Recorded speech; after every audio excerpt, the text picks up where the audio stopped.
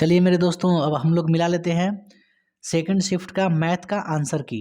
ठीक है, जिसका जिसका बाबू सेट कोड सी है अपना अपना निकाल लीजिए। चलिए हम लोग आंसर देखते हैं, हम थोड़ा फास्ट।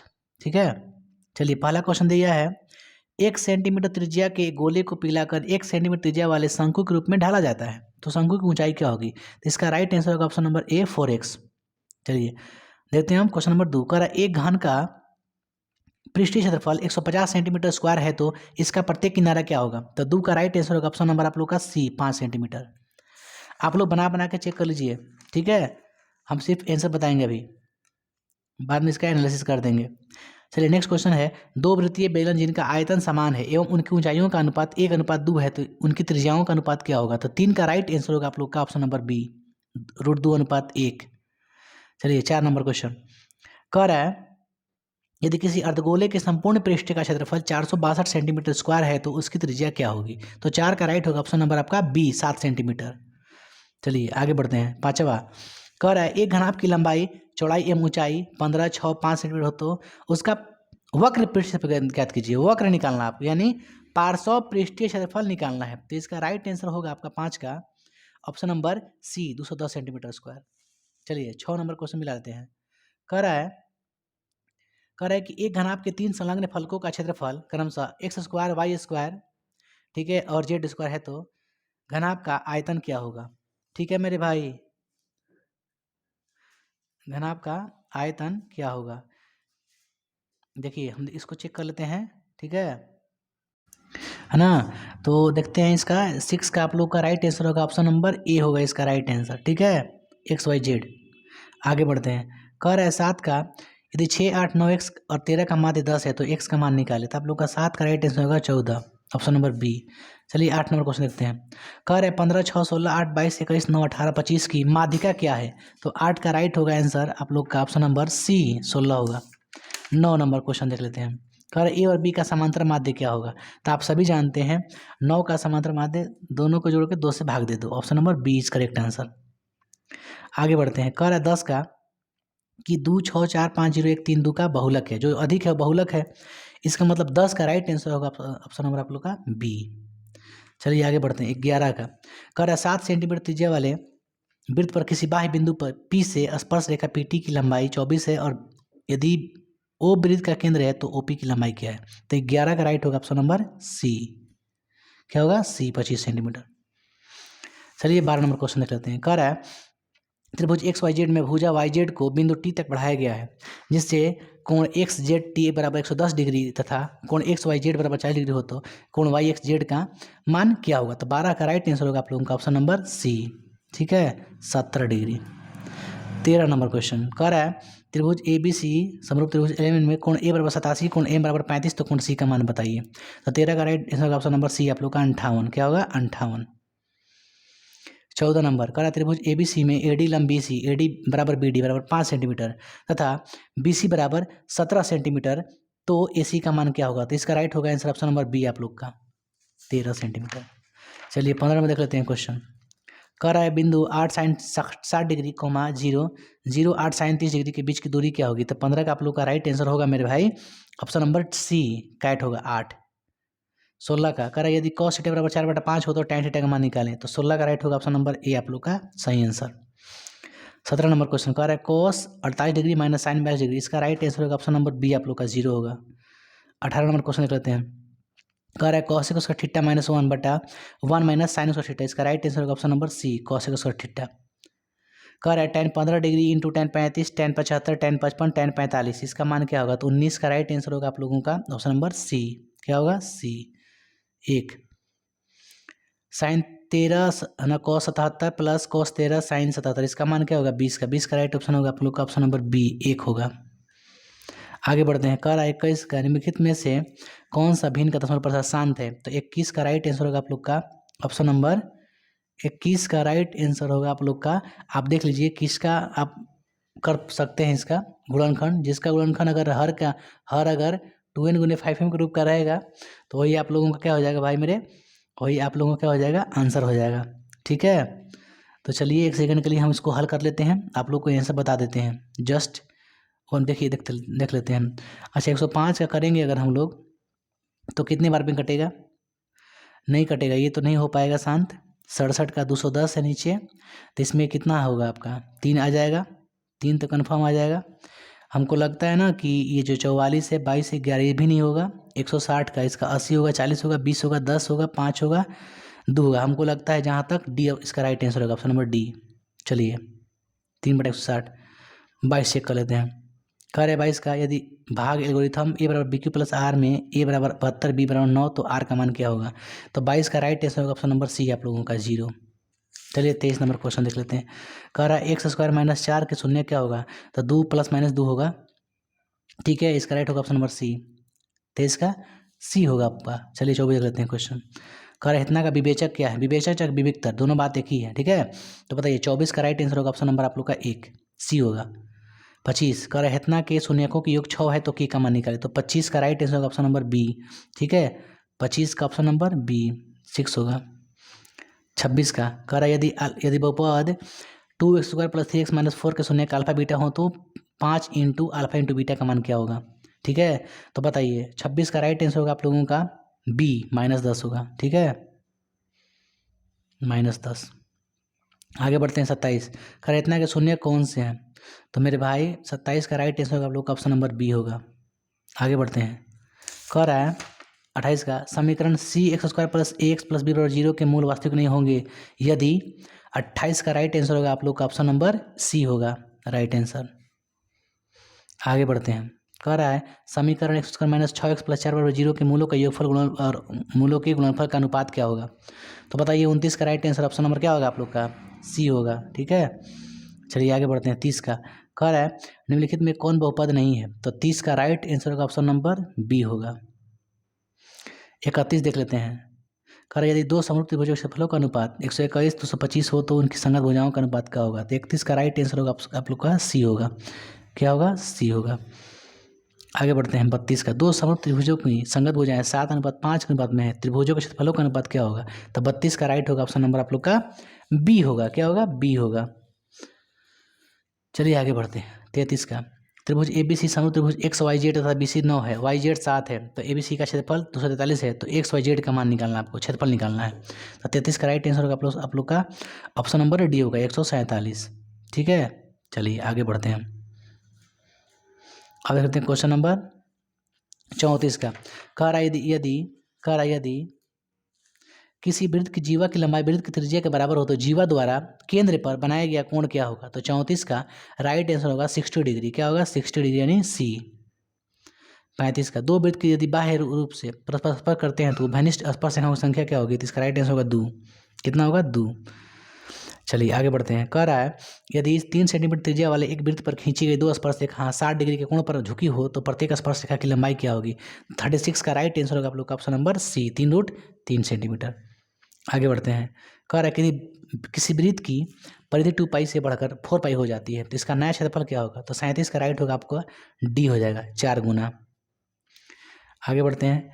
कह रहा है दो समरूप त्रिभुजों के क्षेत्रफलों का अनुपात 100:81 है तो उनकी संगत माध्यिकाओं का अनुपात क्या होगा? तो 38 का राइट होगा ऑप्शन नंबर बी आप लोग का, ठीक है। चलिए आगे बढ़ते हैं। 39 कह रहा है दो समरूप त्रिभुजों के परिमाप क्रमशः 60 40 है। यदि पहले त्रिभुज की एक भुजा की लंबाई 12 सेंटीमीटर हो तो दूसरे त्रिभुज की संगत भुजा की लंबाई क्या होगी? तो इसका राइट आंसर होगा ऑप्शन नंबर बी आप लोग का 8 सेंटीमीटर होगा। चलिए आगे बढ़ते हैं। 40 नंबर कह रहा है त्रिभुज MNO में PQ क्रमशः MN MO पर दो बिंदु है तथा PQ समानांतर NO, ठीक है, NO यदि MP अनुपात PN = 3:5 तो MQ अनुपात QO का मान क्या होगा? तो इसका राइट होगा ऑप्शन नंबर आप लोग का डी हो जाएगा 3:5। 42 का रहा है क्वेश्चन यदि समांतर श्रेणी हेतना का सार्वंतर क्या होगा? तो 41 का राइट आंसर होगा ऑप्शन नंबर आप लोग का बी। 41 का होगा सॉरी 41 का आपका ऑप्शन नंबर हो जाएगा क्या हो जाएगा मेरे भाई? इसका राइट आंसर हो जाएगा √3 होना चाहिए मेरे भाई, ठीक है। इसका सार्वंतर क्या होना चाहिए? √3 होना चाहिए क्योंकि 7 + √3 में से अगर आप माइनस कीजिएगा 7 को, ठीक है, 7 को माइनस कीजिएगा तो 7 7 कट जाएगा। ऑप्शन नंबर बी होगा आप लोग का राइट आंसर √3 होगा, ओके, या फिर यस √3 ही होगा। चलिए बी होगा ऑप्शन। 42 का 42 का कह रहा है देखिए इसमें कौन समांतर श्रेणी में नहीं है, तो 42 का राइट होगा ऑप्शन नंबर डी इसका राइट आंसर होगा। 43 कौन समांतर श्रेणी में है, 43 का राइट आंसर होगा आप लोगों का डी होगा। चलिए 44 देख लेते हैं। कह रहा है एपी हेतना का 12वां पद क्या होगा, तो 44 का राइट आंसर होगा आप लोग का सी हो जाएगा। क्या हो जाएगा, सी हो जाएगा। 34 कह रहा है 45 का एपी √2 √8 18 का कौन सा पद 10 √2 है, तो 45 का राइट आंसर बी हो जाएगा। कौन हो जाएगा, बी हो जाएगा 10वां। आगे बढ़ते हैं। कह रहा है यदि x + 2 3x और 4x + 1 समांतर श्रेणी में हो तो x का मान क्या होगा, तो 46 का आंसर होगा सी। क्या हो जाएगा, सी हो जाएगा 3। ठीक है, अब पढ़ते हैं 47 कह रहा है हेतना का 0 में पदों की संख्या क्या है, तो 47 का होगा सी। क्या हो जाएगा, सी। कह रहा है 48 का इन प्राकृत विषम संख्याओं का योगफल क्या होगा, तो इसका राइट आंसर होगा ऑप्शन नंबर बी n²। 49 का हेतना के लिए हेतना का मान क्या होगा, तो 49 का n प्राकृत विषम संख्याओं का योगफल n² ही होता है मेरे भाई। n प्राकृत विषम संख्या n प्राकृत विषम संख्याओं का योगफल n² ही होता है। ठीक है, n² ही होता है। कोई n³ भी मार सकता है इसका। ठीक है, आप लोग देखिएगा ध्यान से एक बार। विषम संख्या कह रहा है प्राकृत विषम संख्या इसका ये, ठीक है, ऑप्शन नंबर बी हो सकता है। इस पर डाउट है हमको लग रहा है, इसको चेक कर लीजिएगा आप लोग। 48 का चलिए 49 इतना के लिए इतना का मान क्या है, तो 49 का राइट होगा 100। क्या होगा, 100 बी होगा। 50 का nवां पद इतना है तो T7 क्या है, तो 50 का राइट आंसर होगा आप लोगों का ऑप्शन नंबर बी 21। 51 कह रहा है कि यदि a = 60 डिग्री तथा b = 30 डिग्री तो cos a × cos b + sin × sin b का मान क्या होगा, तो 51 का राइट आंसर होगा आप लोगों का ऑप्शन नंबर हो जाएगा आप लोग का 1, ऑप्शन नंबर ए होगा। 52 5 cos θ = 4 तो cos θ + sin θ का मान क्या होगा, तो 52 का राइट आंसर होगा ऑप्शन नंबर आप लोग का सी हो जाएगा, 1 हो जाएगा। चलिए 53 देख लेते हैं। कह रहा है sec² a × 1 + sin a × 1 - sin a = k है, तो k का मान क्या होगा, तो 53 का राइट आंसर होगा आप लोग का ऑप्शन नंबर सी हो जाएगा, 1। चलिए 54 नंबर। कह रहे थे tan θ + cos θ = 4 तो tan cos θ + cos θ का मान क्या होगा, तो 54 का राइट आंसर होगा आप लोगों का भाई मेरे 14 हो जाएगा, सी। चलिए आगे बढ़ते हैं, देख लेते हैं क्वेश्चन नंबर हम लोग 55 देख लेते हैं। ठीक है, कह रहे थे sin 2x = sin 60 degree × cos 3 degree, इतना का x का मान बताना है 55 में, तो इसका राइट आंसर होगा ऑप्शन नंबर आप लोग का 45 डिग्री होगा, बी होगा। हम ज़्यादा क्वेश्चन नहीं पढ़े बाबू, आप लोग आंसर मिलाते रहिए स्पीड। यदि a और b दो निम्नकोण है इस प्रकार है कि sin a = cos b, तो a + b का मान क्या होगा, तो 56 का राइट होगा ऑप्शन नंबर ए 90 डिग्री। आगे बढ़ते हैं 57 देख लेते हैं, हम स्पीड पढ़ेंगे क्वेश्चन। चलिए इतना का 57 का राइट आंसर होगा आप लोगों का, हम बताते हैं आंसर ऑप्शन नंबर बी होगा 4। चलिए 58 का हो जाएगा आप लोग का आंसर ऑप्शन नंबर बी। क्या हो जाएगा, बी 60 डिग्री। कह रहा है 59 का निम्नलिखित में किसका मान 1 के बराबर नहीं है, तो 59 का राइट होगा डी। क्या होगा, डी। 60 देख लेते हैं। एक मीनार के शीर्ष का उन्नयन कोण उसके पास से 25 मीटर की दूरी पर है, 60 डिग्री है, तो मीनार की ऊंचाई क्या होगी, तो 60 का राइट आंसर हो जाएगा मेरे भाई सी हो जाएगा, 25√3 होगा। 61 देख लेते हैं। कह रहा है एक पतंग पृथ्वी से 20 मीटर की ऊंचाई पर है, इसकी डोर पृथ्वी से 45 डिग्री का कोण बनाती है, तो डोर की लंबाई क्या है, तो 61 का राइट होगा आंसर अब ए हो जाएगा इसका 20√2। 62 का रही cos θ + b sin θ = 8 तो a sin इतना का मान क्या होगा, तो 62 का राइट होगा आंसर नंबर ए होगा, ऑप्शन नंबर ए 80 हो जाएगा। 63 कह रहा है इतना का मान क्या है, बताइए इतना का मान क्या है, तो 63 का राइट आंसर होगा आप लोग का ऑप्शन नंबर बी हो जाएगा 2। कह रहा है 64 का कि यदि cos θ = 1/2 तो sin θ - 1 का मान क्या हो, तो 64 का राइट होगा ऑप्शन नंबर सी 1 - 1/4। आर त्रिज्या वाले गोले का आयतन क्या होता है, तो गोले का आयतन का 4/3πr³। ठीक है, ऑप्शन नंबर सी हो जाएगा। 66 इतना का मान क्या होगा, 66 का कह रहे इतना का मान क्या होगा, तो इसका होगा सी। क्या हो जाएगा, सी 2 cos θ। 66 का 67 देख रहे हैं, इसका क्या होगा आंसर, इसका भी ऑप्शन नंबर सी हो जाएगा √3/2। कह रहे 58 के किसी घन का एक विकर्ण की लंबाई 5√3 सेंटीमीटर है, तो इसका पृष्ठ क्षेत्रफल क्या होगा, तो 58 का राइट होगा सॉरी 68 का राइट आंसर होगा आप लोग का सी हो जाएगा 150 सेंटीमीटर स्क्वायर। 69 किसी गोले के कुल पृष्ठ क्षेत्रफल और उसकी त्रिज्या के अर्धगोले के कुल पृष्ठ क्षेत्रफल का अनुपात क्या होगा, तो 69 का होगा बी हो जाएगा 4/3। चलिए 70 मिला लेते हैं। 70 दो बेलन की त्रिज्याओं का अनुपात 3/7 है और ऊंचाइयों का अनुपात इतना है तो उनके वक्र क्षेत्रफलों का अनुपात क्या होगा, मतलब कह रहा है कि क्षेत्रफल का अनुपात क्या होगा उसका वक्र। तो 70 का राइट होगा ऑप्शन नंबर सी 1:4। 71 इतना का मान क्या होगा, तो 71 का राइट होगा ऑप्शन नंबर बी। 72 का एक वर्ष में एक महीना जैसे चुना जाता है तो उसके जून या सितंबर होने की क्या प्रक्रिया होगी, तो 72 का राइट होगा ऑप्शन नंबर बी, क्या हो जाएगा बी। 73 कह रहा है एक पासे की एक फेंक में विषम संख्या नहीं आने के बता क्या है, 73 का राइट आंसर होगा आप लोग का ऑप्शन नंबर ए 1/2। ठीक है,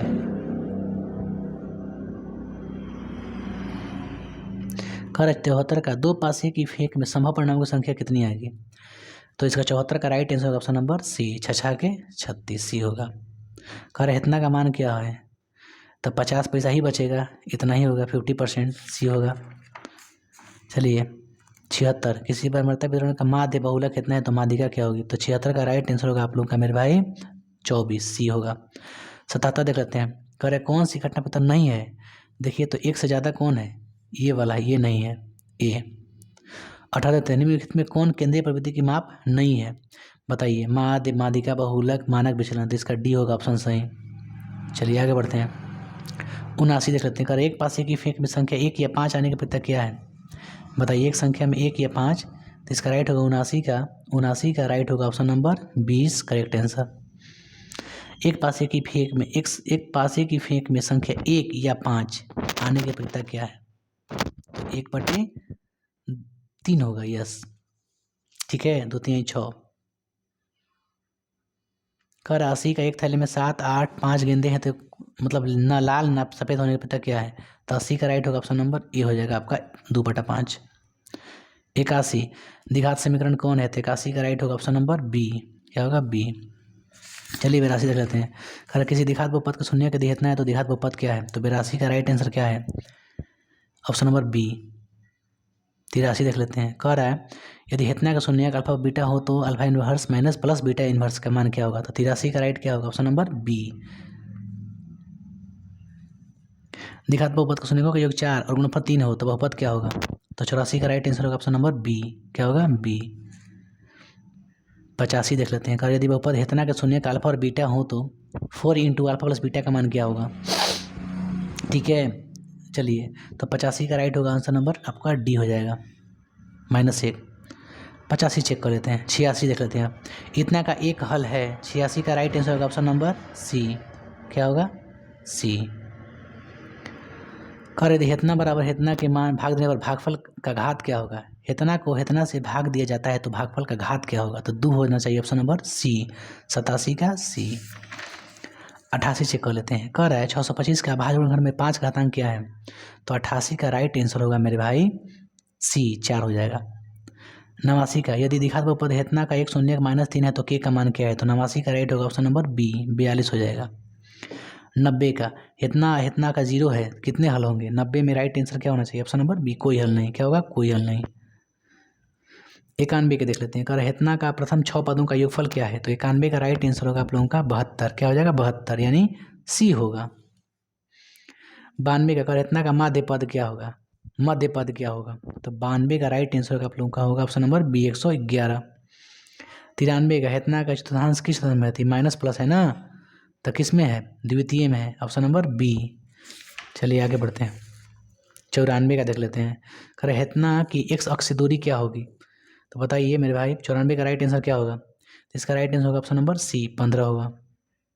कह रहा है हेतना के बीच की दूरी क्या होगी, तो 95 का right answer option number A. आगे बढ़ते हैं, कर 96 हेतना के मिलाने वाले रेखाखंड के मध्य बिंदु का निर्देशांक क्या होगा, तो 96 का right answer option number B, ठीक है, ऑप्शन नंबर क्या होगा बी हो जाएगा। आगे बढ़ते हैं। 97 देख लेते हैं, कर हेतना का भुज क्या है, तो पहले का हो जाता है -5 सी हो जाएगा। 98 देख लेते हैं, कह रहा है किसी त्रिभुज के शीर्षों का नियमक कितने हैं, तो केंद्रक का निर्देशांक क्या होगा, तो 98 का राइट आंसर होगा आप लोगों का ऑप्शन नंबर क्या होगा 98 का। देखिए कुछ करना नहीं है, केंद्रक निकालने के लिए आपको मालूम होगा बाबू, तो x1 + x2 + x3/3 हो जाता है, तो 1 है ना 5 6 6 9 6 15 15/3 3 5 15 5 शुरू में कौन में है, तो ऑप्शन नंबर ए में है, राइट आंसर इसका ऑप्शन नंबर ए है, ठीक है। आगे बढ़ते हैं। 99 देख लेते हैं, कर यदि बिंदु हेतना सी है तो सनेक है तो इसका मान क्या होगा, तो 99 का राइट आंसर होगा ऑप्शन नंबर आप लोग का सी हो जाएगा 2x = y। कह रहा है बिंदु इतने दोनों अवस्थित हैं, तो 100 का राइट होगा आप लोग का आंसर नंबर सी, एक्स अक्ष के एक ही ओर। ठीक है बाबू, आप लोगों का सही आंसर है, आप लोग करेक्ट मिला लीजिए आप लोगों का कितना आया है। ठीक है, बस कल आप लोग का हिंदी का आप लोग का इंतजार रहेगा कि हिंदी किसी तरह से आप लोग मार लीजिए, बना लीजिए पढ़ के एकदम। ठीक है, संस्कृत नहीं, कल हिंदी और संस्कृत दोनों है, नॉन हिंदी है और एंड संस्कृत है, तो आप लोग संस्कृत एंड हिंदी दोनों का आप लोग को डाल देंगे हम, इसलिए आप लोग को चिंता करने की जरूरत नहीं है। चलिए, तो आप लोग जय हिंद जय भारत, कल मिलते हैं।